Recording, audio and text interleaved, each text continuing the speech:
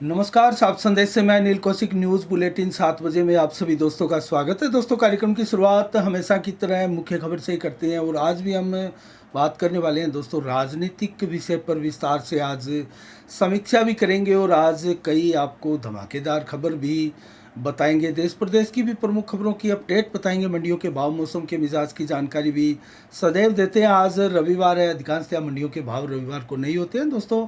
विस्तार से खबर आपको आज राजनीति की भी देंगे। और परलिक्का गांव में जो पिछले 8-10 महीनों से करीब 5-6 किसानों की खेतों से दोस्तों प्लेटें चोरी हुई थी, सौर ऊर्जा की प्लेटें, उनका निस्तारण अभी तक नहीं हुआ है। और चोरी हुए महीनों बीत जाने के बाद भी एक मुकदमा 4-5 दिन पहले किया गया है, जबकि कुछ किसानों के मुकदमे अभी तक दर्ज नहीं किए गए हैं और उनकी प्लेटें बरामद होने के बावजूद उनको नहीं लौटाई गई है। और विधायक बलवान पूनिया पर बहुत गंभीर आरोप किसानों ने, ग्रामीणों ने लगाए हैं। उनके समर्थक होने का भी वो दावा करते हैं। इसके बारे में विस्तार से खबर बताएंगे दोस्तों।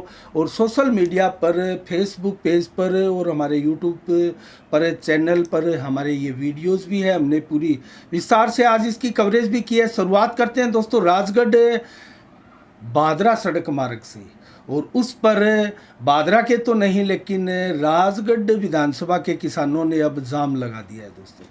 बाड़ी से आगे ये जाम लगाया गया है, सड़क को पूरा ब्लॉक कर दिया गया है और मांग की जा रही है कि इस सड़क को जल्द से जल्द नवनिर्माण इस सड़क का कराया जाए, क्योंकि ये सड़क बुरी तरह से जर्जर हो चुकी है। 2 साल पहले इसका राजस्थान सरकार के एक बजट में प्रावधान दिया गया था, उसके बाद में उसकी कतई प्रोग्रेस नहीं हुई।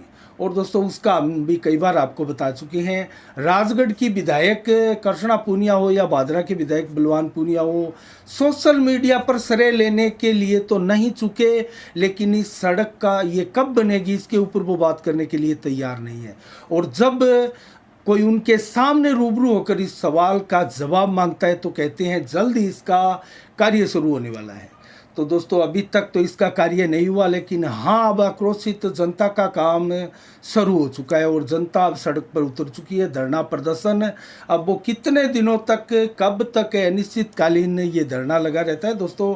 हमारी भी नज़रें इस पर बनी रहेगी। अब दोस्तों, हम बात करेंगे कांग्रेस की। आज एक प्रेस कॉन्फ्रेंस आयोजित की गई और ये प्रेस वार्ता आर्य समाज भवन में जो नव ब्लॉक अध्यक्ष शहर के रविंद्र मोटसरा बने हैं और राजेश्वरी देवी गोस्वामी जो देहात की ब्लॉक अध्यक्ष बनाई गई है, उनके द्वारा, संगठन के द्वारा ये प्रेस वार्ता रखी गई थी। और इसका उद्देश्य था कि राहुल गांधी की जो सदस्यता भारतीय जनता पार्टी ने तत्परता से, शीघ्रता से जो रद्द की है, उसके विरुद्ध देश भर में सत्याग्रह और इस प्रकार की प्रेस वार्ताएं करके मीडिया के सवालों के जवाब देने के लिए निर्देश दिए गए हैं दोस्तों राष्ट्रीय स्तर से। और इसका आज बादरा में भी प्रेस कॉन्फ्रेंस के रूप में देखा गया असर। और दोस्तों, आज जवाब दिया रविंद्र मोटसरा अधिवक्ता ने, क्योंकि वो भी ब्लॉक अध्यक्ष बने हैं शहर के और शानदार वक्ता है। बहुत ही सुंदर तरीके से उन्होंने जवाब दिए। मीडिया ने जितने सवाल पूछे उनके जवाब भी दिए, लेकिन सीधे सीधे ना देकर जवाब कुछ घुमा कर दिए गए दोस्तों। ये बात वो मानने के लिए तैयार नहीं कि कांग्रेस के लिए और राहुल गांधी जो है वो संस्थाओं से, न्यायपालिका से, देश से, समाज से, हर चीज़ से बड़े हैं, विशेष है उनके लिए कांग्रेसी और कांग्रेस के नेता, कार्यकर्ता, समर्थक विशेष व्यवस्था की मांग कर रहे हैं भारत में। इस चीज़ को स्वीकार नहीं किया, लेकिन घुमा फिरा के जवाबों के, सवालों के जवाब जरूर दिए गए दोस्तों। राजेश्वरी देवी ने भी सीधे सीधे कहा कि हमारे नेता के विरुद्ध साजिश भारतीय जनता पार्टी की हम कतई बर्दाश्त नहीं करेंगे और एक एक कार्यकर्ता इसके लिए डटा रहेगा, विरोध हम करते रहेंगे। शेर सिंह गोस्वामी ने दोस्तों एक सवाल के जवाब में कहा कि मैं चुनाव लड़ूंगा, हर हाल में लड़ूंगा 2023 का विधानसभा चुनाव। तो देखते हैं दोस्तों, जब हम राजनीतिक समीक्षा करेंगे तो शेर सिंह गोस्वामी की दावेदारी का भी आकलन करेंगे। वो गैरजाट चेहरा है, कितना मजबूत है, किस प्रकार से है। लेकिन इस प्रेस कॉन्फ्रेंस में आज खास बातें ये रही कि मीडिया की स्थिति पूरी रही और कांग्रेस ने मन बनाया है लंबा अभियान चलाने का और इसमें आगे नुक्कड़ सभाएं आयोजित करने का। और इसी विषय पर और इस बार बागडोर संभाली है संगठन के ब्लॉक अध्यक्ष रविंद्र मोडसरा ने। देखते हैं रविंद्र मोडसरा क्षेत्र के कांग्रेसियों को किस कदर एकजुट करते हैं और बलवान पूनिया का जिस प्रकार से प्रभुत्व बढ़ा है, कांग्रेसियों का घटा है और कांग्रेसियों को एक प्रकार से हाशिए पर लाकर बलवान पूनिया ने छोड़ दिया है। क्या उनके चुगल से कांग्रेसियों को मुक्त करा पाएंगे, आज़ाद करा पाएंगे और आगे बढ़ा पाएंगे? और कितनी संगठित तरीके से कांग्रेस की यहाँ प्रोग्रेस करवाते हैं। खुद भी रविंद्र मोडसरा कह रहे थे कि मैं टिकट मांग रहा हूँ, मैं भी दावेदार हूँ। और हमने जब सवाल पूछा कि क्या संगठन में रहकर आपका टिकट मांगना जायज़ है, फिर आप कैसे इंसाफ कर पाएंगे और जो कांग्रेस के नेता टिकट मांग रहे हैं उनसे, क्योंकि आप तो अपना ही नाम लिखकर भेज देंगे। इस पर बहुत ही बढ़िया तरीके से उन्होंने जवाब दिया कि नया फार्मूला है कांग्रेस पार्टी का और जो पदाधिकारी है वो टिकट मांग भी सकते हैं और उनका ये अधिकार भी है। इस प्रकार से जवाब दिए। दोस्तों देखिएगा, इस वीडियो को भी हमारे फेसबुक चैनल पर भी है और ये फेसबुक चैनल पर भी है और यूट्यूब चैनल पर भी है। इसके अलावा दोस्तों हम आज विस्तार से बात करने वाले हैं किसानों के लिए भी। फसलों पर जो जिस प्रकार से कल सरकारी समर्थन मूल्य पर खरीद शुरू हुई है 1 अप्रैल से सरसों की, चना की, दोस्तों इसके लिए लगभग 27 केंद्र स्थापित किए गए पूरे ज़िले में। हम बात करें तो इन 27 केंद्रों पर सहकारी समिति और ग्रामीण सहकारी समितियों पर ये केंद्र बनाए गए हैं और इन पर ऑनलाइन अब पंजीयन प्रक्रिया भी प्रारंभ हो चुकी है। और पंजीयन प्रक्रिया मैं आपको बताऊं तो मात्र शनिवार का ही आकलन करें तो 1 अप्रैल से खरीद हालांकि 25 मार्च से ही शुरू हो गई है। पंजीयन जो है वो 25 मार्च से शुरू हुए, लेकिन खरीद जो है वो 1 अप्रैल से कल शुरू हुई है। लेकिन बादरा में शनिवार को मात्र 2 आवेदन आए, नौर में मात्र 1, फेफाना में मात्र 4, लेकिन गोलूवाला में 113 ऑनलाइन आवेदन आए, टाउन में 56, जैक्सन में 65, पीलीबंगा में 11, पल्लू में 10 और रावतसर में 85, संगरिया में 63, टिब्बी में 12। इस प्रकार से ऑनलाइन आवेदन आए हैं। तो कुल मिला के आवेदन बहुत धीमी गति से हमारे क्षेत्र में आए हैं। क्षेत्र के लोगों में इसको लेकर जागरूकता नहीं है, लेकिन अब हम इसीलिए ये समाचार आपको बता रहे हैं। दोस्तों आप बादरा विधानसभा आसपास क्षेत्र के किसान हैं और अपनी चने और सरसों की फसलों का समर्थन मूल्य प्राप्त करना चाहते हैं तो आप ऑनलाइन रजिस्ट्रेशन करवा सकते हैं। 10 केंद्र क्रय विक्रय सहकारी समितियों के, 17 के जो ग्राम की सहकारी समिति है उनके बनाए गए हैं और जन आधार कार्ड पर एक ही पंजीयन मान्य होगा। और इसके लिए जो 5 मुख्य शर्त है मैं आपको बता दूं, गिरदावरी व जन आधार से होगा पंजीयन, ये अनिवार्य है। और इसके अलावा पटवारी को फ़ोन नंबर अंकित करने होंगे जो फॉर्म है उस पर, और एक मोबाइल नंबर पर एक ही पंजीयन होगा, ये भी इस बार शर्त है। और एक किसान 25 क्विंटल उपज समर्थन मूल्य पर बेच पाएगा। और इसके अलावा तहसील क्षेत्र के ही खरीद केंद्रों पर बेचनी होगी आपको अपनी उपज।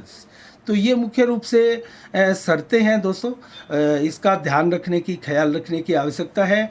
और इसके लिए मैं ज़िले में सरसों और चना की जो एरिया बताऊं दोस्तों आपको, 12,12,036 हेक्टर एरिया है सरसों के लिए इस बार पूरे ज़िले में, और 2,33,643 हेक्टर चने के लिए एरिया है। और ये जो बगैर मौसम की जो बरसात हुई है दोस्तों, इसमें कहीं ना कहीं चने की, गेहूं की फसलें चौपट हो चुकी है किसानों की। ये भी बहुत बड़ी चिंता किसानों के लिए बनकर उभरी है दोस्तों। सरसों की फसल भी बहुत ज़्यादा नुकसान हुआ है, लेकिन जितना गेहूं और चने में नुकसान हुआ है उतना सरसों में नुकसान बेशक नहीं हुआ। लेकिन क्या इनका भी अब बीमा क्लेम, फसल बीमा क्लेम किसानों को जल्द मिल सकेगा? क्योंकि 20 तक के ही बीमा क्लेम अभी तक बकाए हैं, 2021 के, 2022 का भी अब बकाया हो चुका है। तो दोस्तों कैसे फसल बीमा क्लेम को लेकर क्षेत्र के किसान अब बीमा कंपनी पर, प्रशासन पर विश्वास करें, क्षेत्र के नुमाइंदों पर, जो जनप्रतिनिधि है उन पर विश्वास करें? ले देकर बजरंग सहारण एक जरूर धरना प्रदर्शन करते हैं, या कुछ धरना प्रदर्शन भारतीय जनता पार्टी के नेताओं ने भी किए हैं, चाहे वो किसान मोर्चा हो, संजीव बेनीवाल के नेतृत्व में हो। लेकिन जो सत्ताधारी दल है दोस्तों, विधायक बलवान पूनिया, वो खाली पोस्ट करते हैं। उसके अलावा उनके प्रयास, बेशक विधानसभा में उन्होंने आवाज़ उठाई है, लेकिन जो प्रयास वो पहले करते थे उसके लिए धरना प्रदर्शन, दरी बिछाते थे और एकदम जबरदस्त तरीके से मांग रखते थे, वो मांग किसानों के लिए अब नहीं है, क्योंकि अब विपक्ष भी उतर आया है किसानों की मांगों के लिए। कहीं ना कहीं बलवान पूनिया डिफेंस लाइन पकड़े हुए हैं। इसमें बलवान पूनिया को फ्रंट लाइन पर आना होगा दोस्तों। अभी इसी साल चुनाव भी है 2023 में, संभवतः नवंबर के अंतिम में या दिसंबर के फर्स्ट सप्ताह में ये चुनाव हो सकते हैं। ऐसे में बलवान पूनिया के ऊपर बहुत बड़ा दबाव है दोस्तों, चाहे वो 14 सिंचाई से वंचित गांव हो, क्षेत्र की सड़कें हो, उनके कमिटमेंट ऐसे आ रहे हैं, उनके बयान ऐसे आ रहे हैं कि जिन गांवों में सड़क नहीं है मैं उन गांवों का दौरा ही नहीं करूँगा, वोट मांगने ही नहीं जाऊँगा। दोस्तों कहीं ना कहीं किसी नेता को इस प्रकार के बयान नहीं देने चाहिए। कोई भी ऐसा विधायक नहीं है पूर्व का जिन्होंने 100% विकास कार्य करवाए हो। बलवान पूनिया ने शानदार विकास कार्य करवाए है, इसमें कतई संदेह नहीं दोस्तों। कहीं ना कहीं उनकी जो बयान है, उनकी जो बोली, उनका एटीट्यूड, उनका जो एक प्रकार से व्यवहार है, वो कहीं ना कहीं बलवान पूनिया के आड़े आ रहा है और बाधक बन रहा है दोस्तों उनके दोबारा पुनः निर्वाचित होने के मार्ग में सबसे बड़ी बाधा बन रहा है। क्या इसमें सुधार करेंगे बलवान पूनिया? दोस्तों हम ये बलवान पूनिया के लिए एकदम स्टिक विश्लेषण भी है दोस्तों। कहीं ना कहीं बलवान पूनिया इन चीज़ों में अगर सुधार करते हैं तो बलवान पूनिया शानदार तरीके से वापसी कर सकते हैं दोस्तों। और मुख्य रूप से अभी तक दो ही नेता दिखाई दे रहे हैं, क्योंकि अभी कांग्रेस का अगर हम जिक्र ना करें, क्योंकि कांग्रेस में अभी टिकटों की बहुत मारामारी होगी और अभी तक कोई मजबूत चेहरा इस प्रकार से नहीं आया, क्योंकि बलवान पूनिया कह रहे हैं हम टिकट लेने ही नहीं देंगे। तो ले देकर भाजपा और माकपा ही दिखाई दे रही है, कांग्रेस दिखाई नहीं दे रही है। लेकिन कांग्रेस मेकअप कर सकती है, बैकअप कर सकती है, ज़बरदस्त प्रहार कर सकती है दोस्तों। अब कांग्रेस ने बदलाव किया है, हमने बार बार कहा है, प्रत्येक पद कांग्रेस ने भरे हैं। ज़बरदस्त तरीके से कांग्रेस फ्रंट फुट पर आने का प्रयास कर रही है। क्या आ पाएगी? ये एक बड़ी बात है। त्रिकोणीय संघर्ष बना पाएगी? ये एक बड़ी बात है। हम दोस्तों आज इसकी समीक्षा भी करने वाले हैं, समय अगर पूरा मिला तो। इसलिए मैं जल्दी से आपको खबरें आसपास की बता देता हूँ। अब मैं परलिका की उस खबर पर आता हूँ दोस्तों सीधे ही, क्योंकि परलिका की खबर जो है वो सोलर प्लेटें जो है वो चोरी होने से किसानों को कई महीनों से दुख पाना पड़ रहा है, परेशान होना पड़ रहा है और उनकी कहीं सुनवाई नहीं हो रही है।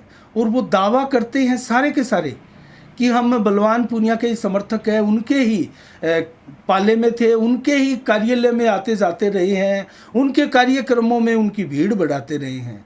लेकिन ये चोरी जब हुई तो जो चोर थे, जो पकड़े गए थे, जो अभियुक्त थे, जिनको इन्हीं किसानों ने पकड़वाया था और पुलिस ने उनकी गाड़ियां तक पकड़ी थी, पिकअप आदि भी पकड़े थे और जो प्लेटें भी पकड़ी थी दोस्तों, वो सारे के सारे कहाँ गए? ये बड़े सवाल हैं। और किसानों को वापस क्यों नहीं मिले? किसानों को दिखाई गई, किसानों ने कहा हमारी यही प्लेटें हैं। लेकिन मात्र एक किसान को, राजेंद्र कुमार को, जिनकी दोस्तों सबसे ज़्यादा प्लेटें चोरी हुई थी 32 के रूप में, उनको मात्र 10-20 प्लेटें दी गई थी कचरा टूटी हुई। और उन्होंने कहा कि ये प्लेटें लेकर मैं क्या करूँगा? वो दोस्तों प्लेटें आज भी उनके घर में कचरे के रूप में पड़ी हुई है, कोई काम नहीं आ रही।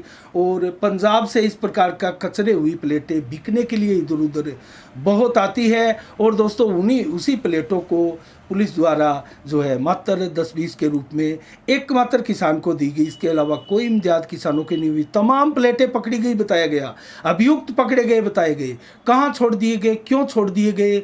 और इन किसानों का, जो पीड़ित किसान है, उनका स्पष्ट आरोप है कि वो बलवान पूनिया के हमसे भी बेहद नज़दीकी समर्थक है, वो उन पर खर्चा करते हैं, आदि आदि अनेकों आरोप लगाए दोस्तों।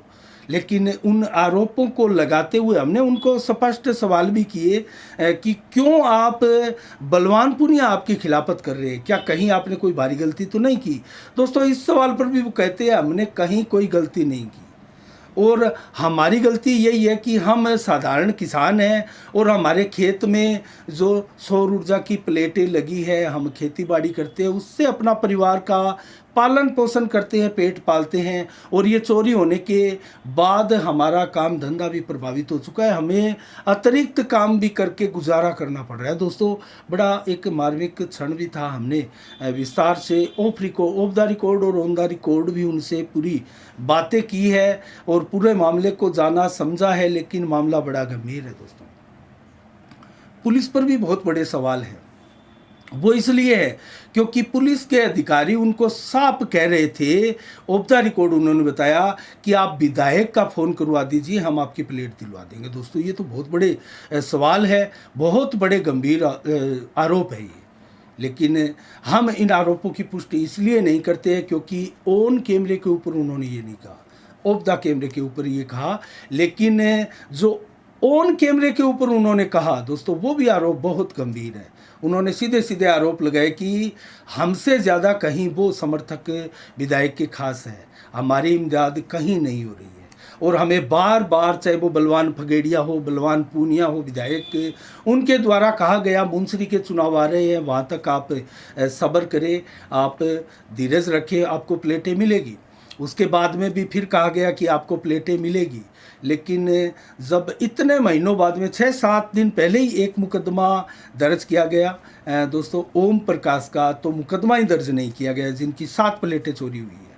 जबकि एक अन्य जो राजेंद्र कुमार के अलावा राजवीर है, उनका एक राम कुमार जिनकी 4 प्लेटें चोरी हुई दोस्तों, उनका 5-6 दिन पहले मुकदमा दर्ज किया गया है।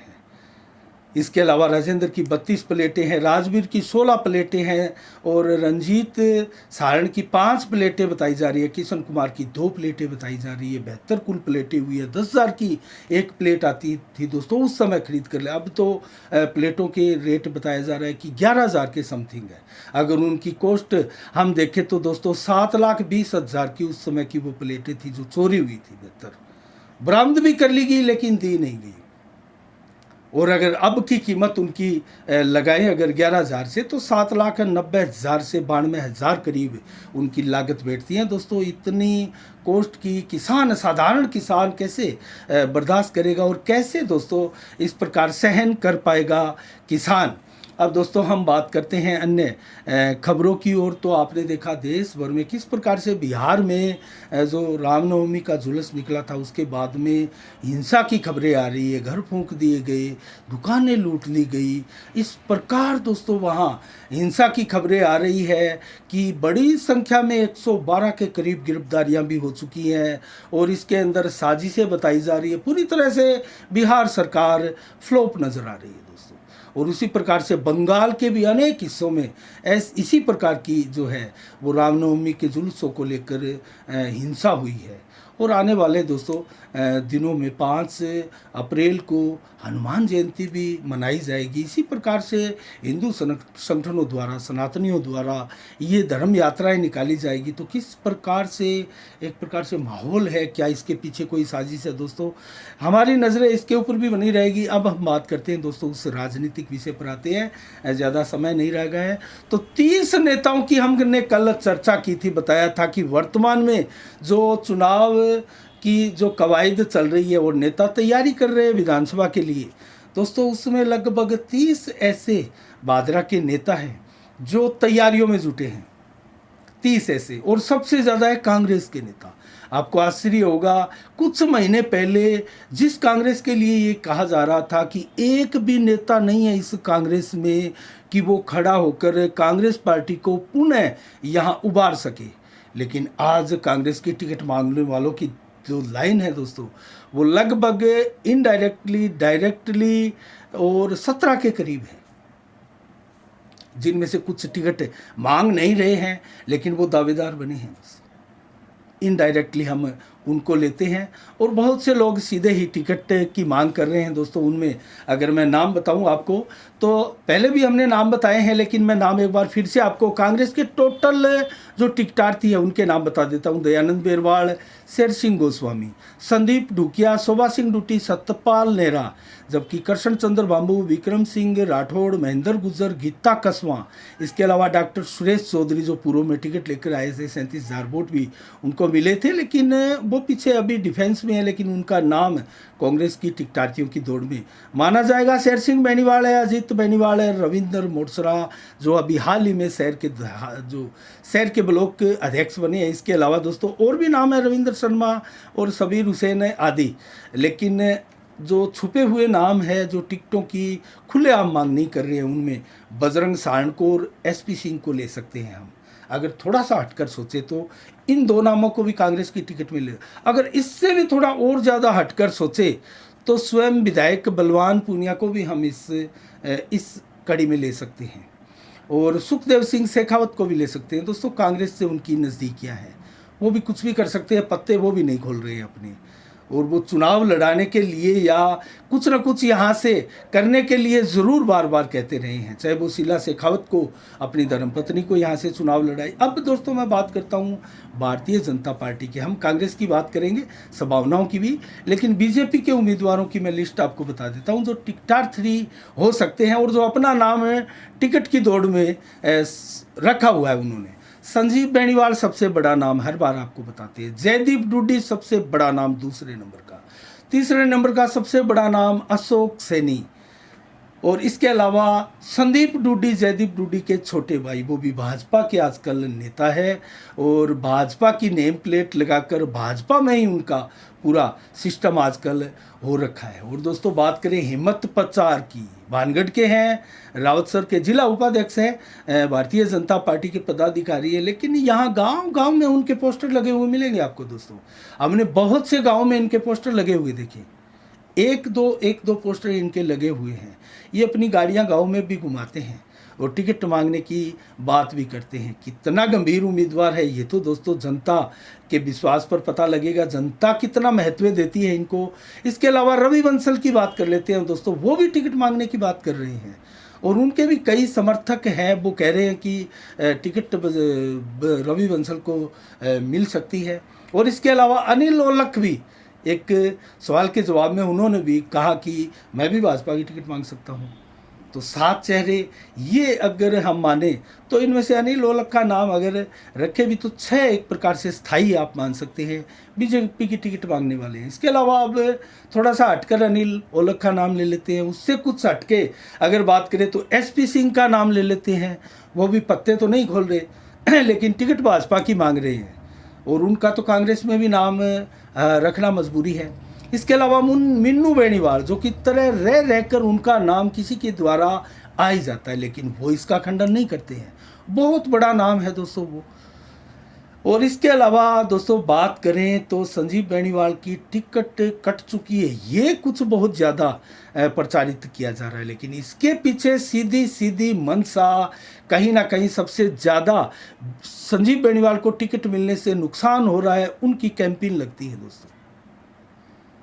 जिनको टिकट संजीव बेनीवाल को मिले और वो चुनाव मैदान में उतरे, उससे सबसे ज़्यादा नुकसान किसको है? क्षेत्र की जनता ये शायद भली भांति ज़्यादा इसका अंदाज़ा लगा सकती है। उनकी कैंपेन बताई जा रही है बीजेपी की तरफ से, और बीजेपी तो स्पष्ट बलवान पूनिया का नाम लेते हैं क्योंकि उनको वो सोचते हैं कि संजीव बेनीवाल की टिकट कटने से वो यहाँ पुनः वापस आ सकते हैं, और उनका आत्मविश्वास टूट चुका है। ये भी आरोप लगाते हैं कि वो संजीव बेनीवाल के रहते उनको टिकट मिलते वो कभी नहीं आएंगे। दोस्तों इस प्रकार की बातें एक दूसरे के आरोप प्रत्यारोप है, हम इन पे नहीं जाएंगे। अब हम बात करेंगे, हमारा जो क्षेत्र है वो जाट बहुल क्षेत्र माना जाता है, लेकिन क्या किसी गैर जाट को भी टिकट मिल सकती है? और इन पार्टियों में कौन है गैर जाट का टॉप चेहरा? दोस्तों शुरुआत कांग्रेस से ही कर लेते हैं। अगर कांग्रेस की टिकट में जाट चेहरे की बात करें तो दोस्तों अनेकों नाम हैं, हमने नाम बताए आपको, और उनमें से 2 गैर जाट चेहरे हैं, शेर सिंह गोस्वामी और महेंद्र गुज्जर। ये 2 नाम हैं, लेकिन शेर सिंह गोस्वामी का नाम ज़्यादा गंभीर और बड़ा नाम है महेंद्र गुज्जर की बनिस्बत। तो शेर सिंह गोस्वामी बड़े तिकड़मबाज राजनीतिज्ञ माने जाते हैं। कभी लंबा समय बिताया है संजीव बेनीवाल के साथ उन्होंने, और संजीव बेनीवाल की जीत में हमने भी बहुत बार पहले भी बताया है, अपने पेपरों के माध्यम से भी इस प्रकार की खबरें छापी है कि ये ही रणनीतिकार हुआ करते थे। और दोस्तों ये टिकट मांग रहे हैं कांग्रेस की, तो क्या उन पर दाव खेल सकती है कांग्रेस? ये एक बहुत बड़ा सवाल है।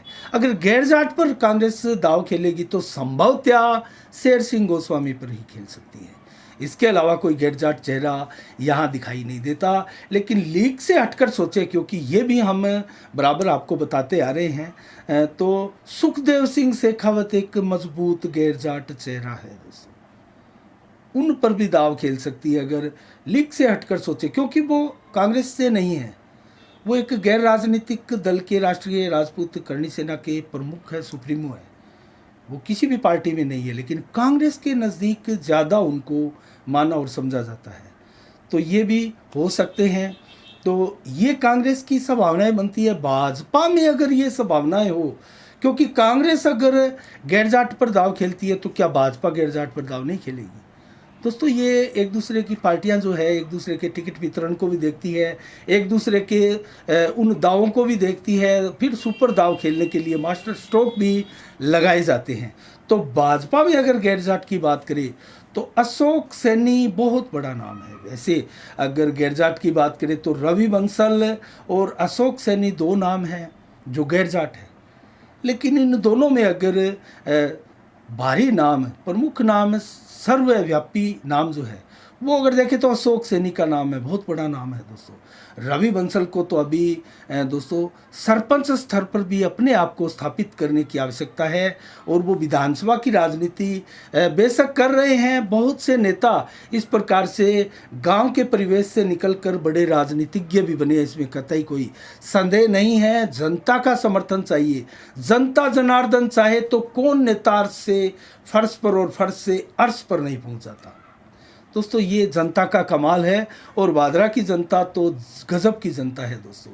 सबसे ज़्यादा फैक्टर अपने आप में सम्मानित किए हुए ऐसी जनता है कि खुद इन नेताओं को आभास नहीं होने देती कि उन्होंने क्या सोच रखा है, और उन नेताओं को एक प्रकार से इस प्रकार भ्रमजाल में उलझाकर घुमाकर बदला लेती है दोस्तों, जिसका कोई मुकाबला पूरे राजस्थान में वादरा की विधानसभा की राजनीति का नहीं हो सकता। आगे हम इसके लिए भी चर्चा करेंगे। अब हम बात करेंगे दोस्तों जो अलग अलग पार्टियों से चुनाव लड़ सकते हैं, कुछ कॉमन चेहरे जो अलग किसी पार्टी से ज़्यादा नहीं है, वो चेहरे भी निर्दलीय वो है, वो चेहरे भी। तो इनमें अगर हम करें तो कार्तिक के डूडी से ही बात कर लेते हैं। आरएलपी पार्टी से वो कैंडिडेट भी हो सकते हैं, सबसे बड़े दावेदार अपने आप को वो मानते हैं। लेकिन आरएलपी क्या बड़े नेता पर दाव खेलना पसंद करेगी, या कार्तिक के डूडी जैसे युवा और नए चेहरे पर दाव खेलना पसंद करेगी? ये एक देखने वाली बात है। रामस्वरूप गिल का नाम आ रहा है आजकल, तो रामस्वरूप गिल का क्या रहेगा दाव? क्या वो जो चौधरी चरण सिंह जी की पार्टी है उनसे भाग्य आजमाएंगे? राजेंद्र जलंधरा दोस्तों इनका भी नाम आ रहा है, तो ये भी किस पार्टी से होंगे, क्या निर्दलीय लड़ेंगे, ये भविष्य के गर्भ में है। इनके अलावा महंत रूपनाथ का भी नाम आ रहा है दोस्तों। ये भी पिछली बार बसपा से चुनाव लड़े थे, करीब 16,500 से अधिक वोट इनको मिले थे। इनके अलावा कहें तो एसपी सिंह है, वो क्या करेंगे पत्ते ही नहीं खोल रहे हैं। अगर कांग्रेस भाजपा दोनों में बात नहीं बनी तो क्या चुनाव लड़ेंगे?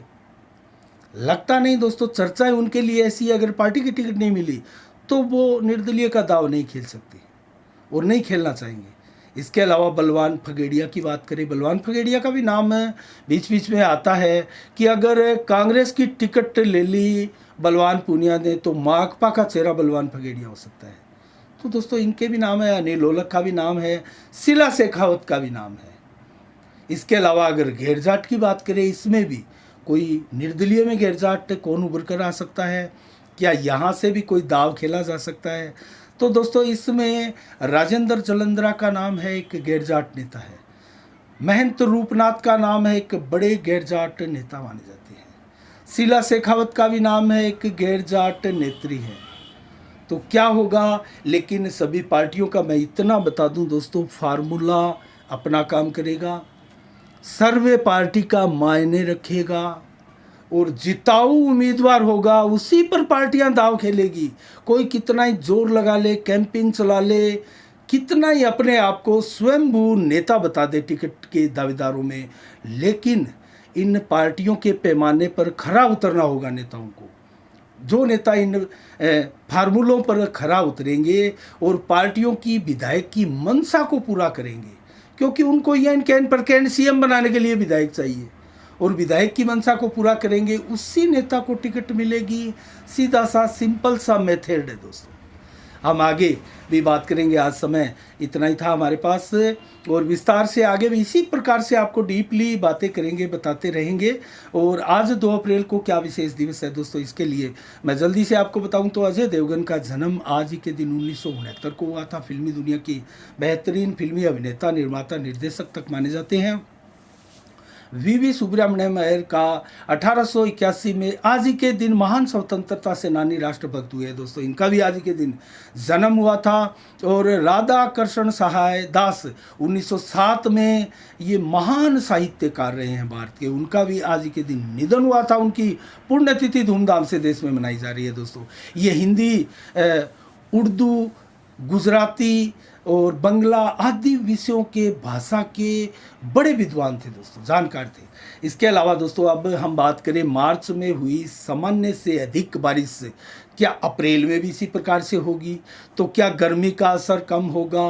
विशेषज्ञ तो कुछ ऐसा ही बता रहे हैं दोस्तों, क्योंकि अप्रैल महीने में शुरुआत में बता रहे थे मौसम विभाग के मौसम विज्ञानी कि इस बार प्रचंड गर्मी पड़ेगी और जो बरसात है मानसून की उससे कम होगी, लेकिन मार्च महीने से ही शुरुआत करें तो उससे अधिक बरसात होगी। बेमौसम की बरसात बेशक चना की और की फसलें इसमें खराब हुई। 6 पश्चिमी विक्षोभ मार्च में देखे गए। अप्रैल में 2 सप्ताह तक गर्मी में नमी रहेगी, नरमाई रहेगी, और इसमें इसी प्रकार से मौसम खराब और कभी बनता बिगड़ता दिखाई देगा। और कोई एक आध आपको पश्चिमी विक्षोभ भी यहाँ मिल जाए तो वो भी एक सौगात होगी बदले हुए मौसम की दोस्तों। इसके अलावा भादरा आसपास में बेमौसम की बरसात ने दोस्तों चना, गेहूं आदि की फसलों को चौपट कर दिया है, ये भी हम आपको बता चुके हैं। इसके अलावा हम बात करें मावठ की, तो दोस्तों कहीं ना कहीं बहुत पहले अगर बारिश ये हो जाती मावठ के रूप में तो चने की बम्पर पैदावार हो सकती थी,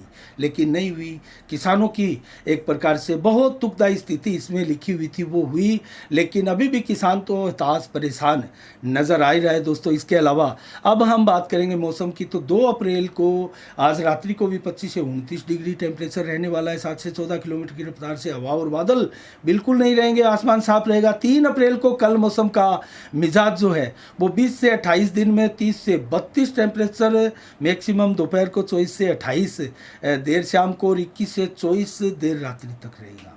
तो 11 से 14 किलोमीटर की 32 किलोमीटर की रफ्तार से हवा तक चलेगी, और बादल जो है वो 0 से 60-70% तक अलग अलग समय में छाए रहेंगे। 0.2 mm बरसात हल्की बूंदाबांदी के रूप में कल भी हो सकती है। रात्रि को मौसम बिल्कुल साफ रहेगा, आसमान में बादल 0% रहेंगे।